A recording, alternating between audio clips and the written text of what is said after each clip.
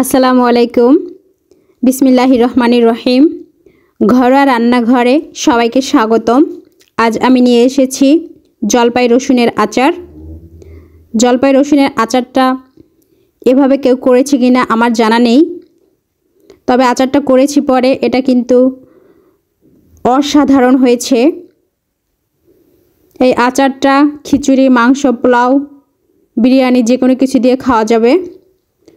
আচারটা তৈরি করার জন্য জলপাইগুলো এভাবে আমি কেচে নিয়েছি, দেখিয়ে দিচ্ছি। লক্ষ্য করুন কিভাবে আমি কেচেছি। এটা চাকু বা যে কোনো নাইফ বা বটির সাহায্যে কেচে নিতে পারবেন। কেচে ধুয়ে পানি ঝরিয়ে রেখেছি, এবং জলপাইটা অবশ্যই ফ্রেশ জলপাই নেওয়ার চেষ্টা করবেন, তাহলে আচারটা বেশ ভালো হবে।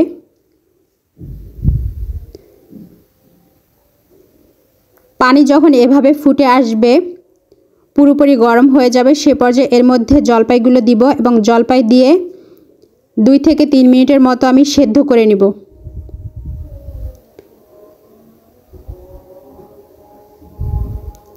এই জলপাইয়ের আচারটা তৈরি করা কিন্তু বেশি একটা ঝামেলার না। তো সেদ্ধ করা কমপ্লিট হয়ে গিয়েছে, আমি পানিটাও ঝরিয়ে নিয়েছি। এখন আমি বরফ পানিতে এটাকে আমি মিনিমাম আধা ঘন্টা ভিজিয়ে রাখবো। আধা ঘন্টার বেশি রাখতে পারলে আরও ভালো হবে। বরফ পানিতে ভিজিয়ে রাখলে এর স্কিনটা খুব সুন্দর থাকবে এবং একটা ফ্রেশ লুক থাকবে। অবশ্যই বরফ পানিতে ভিজিয়ে রাখার চেষ্টা করবেন যারা আমার রেসিপি দেখে আচারটা বানাবেন।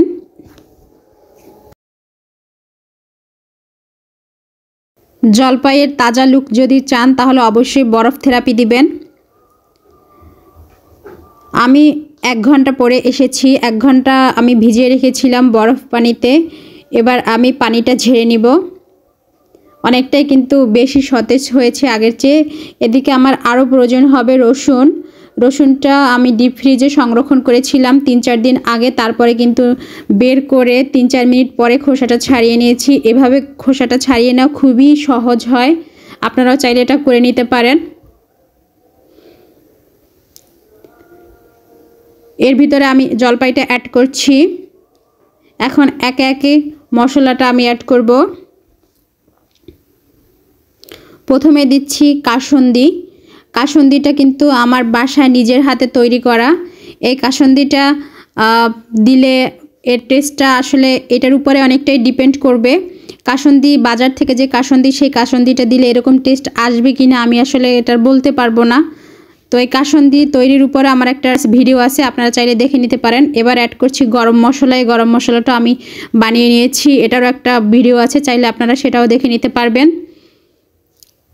গরম মশলা দিয়েছি 1.5 চা চামচ পরিমাণ।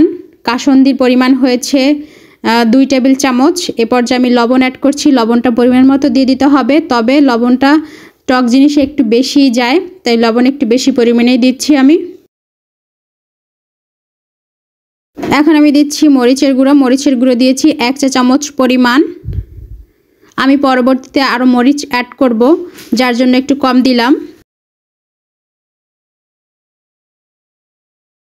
এবার আমি অ্যাড করছি ধনে গুঁড়া। ধনে গুঁড়া দিয়েছি 1 চা চামচের চেয়ে একটু কম।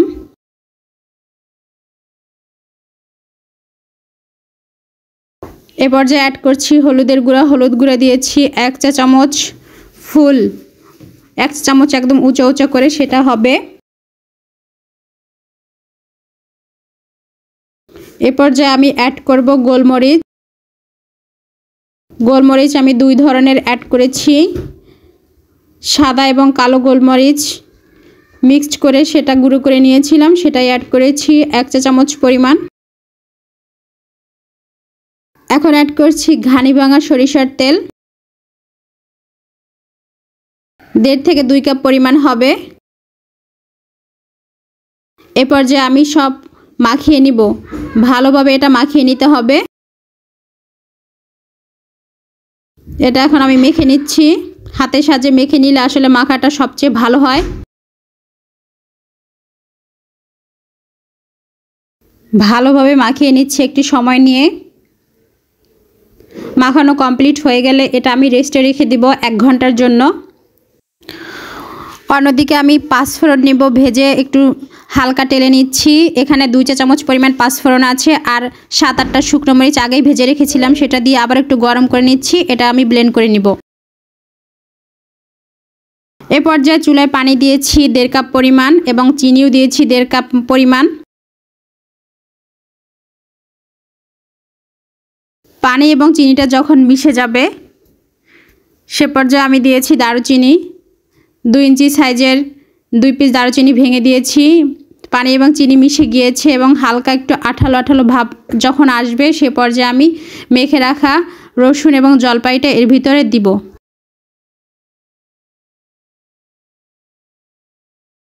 চুলার আঁচ অবশ্যই এ পর্যায়ে হাই হিটে রাখতে হবে, হাই হিটে রেখে কুকিং করে নিতে হবে।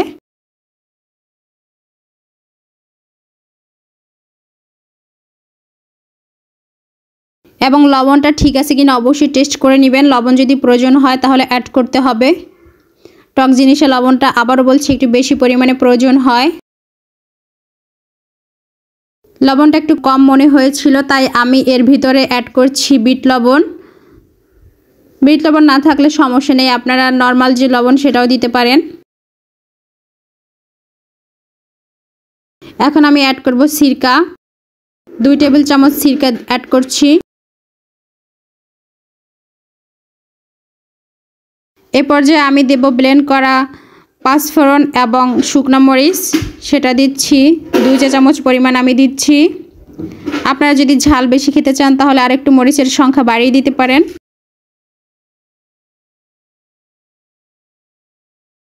আচারটা প্রায় কমপ্লিট হয়ে গিয়েছে।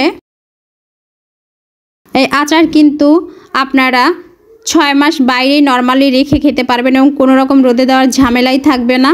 আচারটা খেতে কিন্তু খুবই অসাধারণ হয়, বাসায় অবশ্যই ট্রাই করবেন। আর আমি জারে ভরে রাখবো, যার জন্য তলানিতে একটু লবণ দিয়ে নিয়েছি। লবণ দিলে হবে কি আচারের উপরে ফাঙ্গাসটা পড়বে না।